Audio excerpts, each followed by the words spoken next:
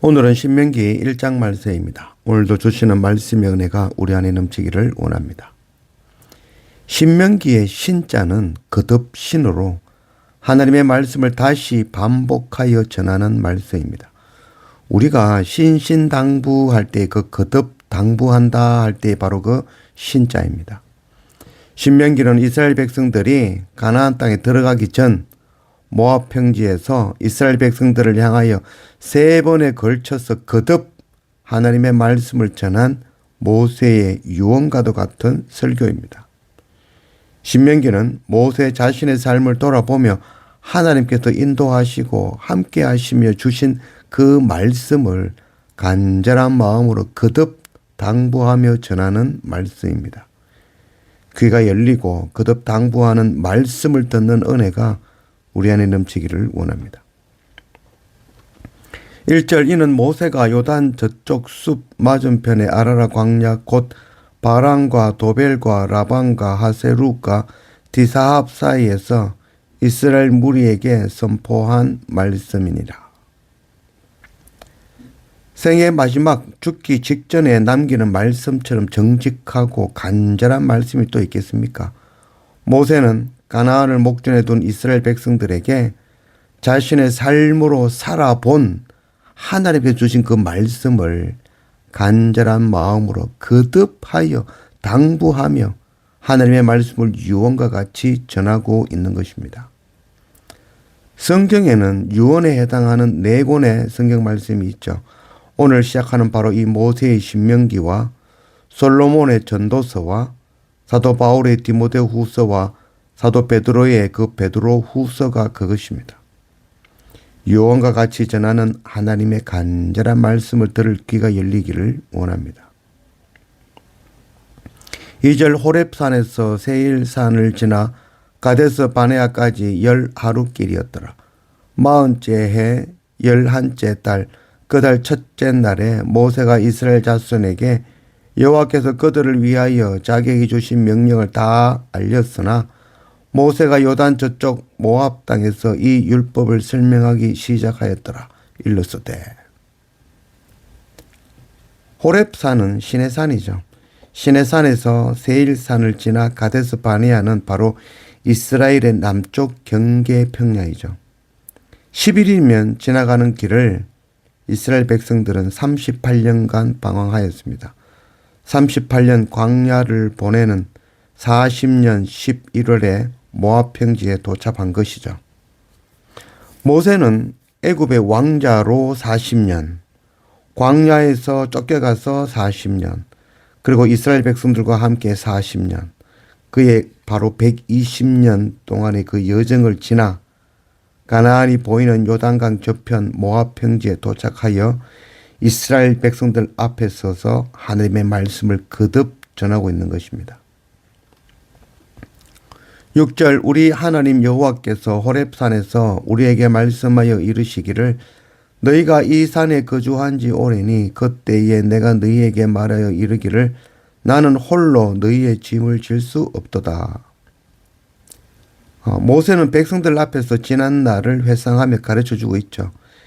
이스라엘 백성들이 2년 2월 20일 20세 이상의 군사들 60만 3,550명을 계수하고 그 가족들과 함께 가데스 광야를 지나 가나안을 향하여 행진하였습니다. 행진을 시작하고 디베라에서 하나님 주신 만나를 거부하고 고기를 원하는 그런 불평불만의 그런 시간을 보냈죠. 모세 혼자 백성을 지도하기 너무 힘들고 어려웠죠. 그래서 모세는 자신의 도울 각 지파의 두령들과 천부장, 백부장, 50부장, 10부장들을 세우게 한 것이죠. 22절 너희가 다 내 앞으로 나와 말하기를 우리가 사람을 우리보다 먼저 보내어 우리를 위하여 그 땅을 정탐하고 어느 길로 올라가야 할 것과 어느 성읍으로 들어가야 할 것을 우리에게 알리게 하자 하기에 내가 그 말을 좋게 여겨 너희 중 각 지파에서 한 사람씩 12를 택하매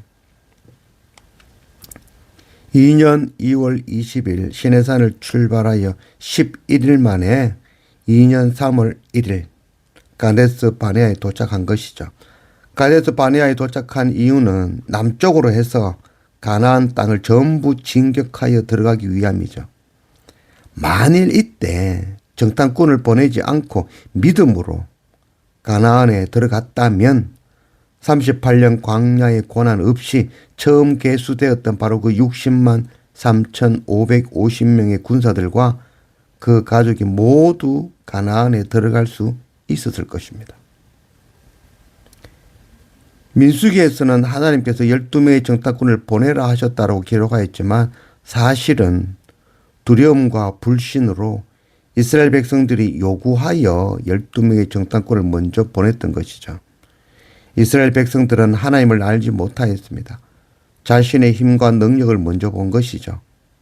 하나님의 나라는 우리의 힘과 노력과 정성으로 들어가는 것이 아니라 하나님의 전적인 은혜로 들어간다는 것을 알지 못한 것이죠. 하나님의 나라는 자격 없는 자에게 값없이 주시는 것임을 배우기 위하여 이스라엘 백성들은 광야 38년을 돌았던 것이죠.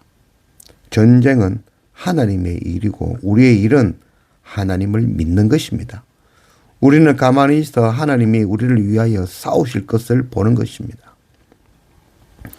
하나님의 나라로 가는 길은 행복이 넘치고 젖과 꿀이 흐르고 늘 즐겁고 기쁜 길이 결코 아니죠. 하나님의 나라로 가는 그 길은 바로 십자가 지는 길이죠. 좁은 길이며 남들이 가지 않는 길, 바로 피를 흘리고 죽어야 되는 길입니다.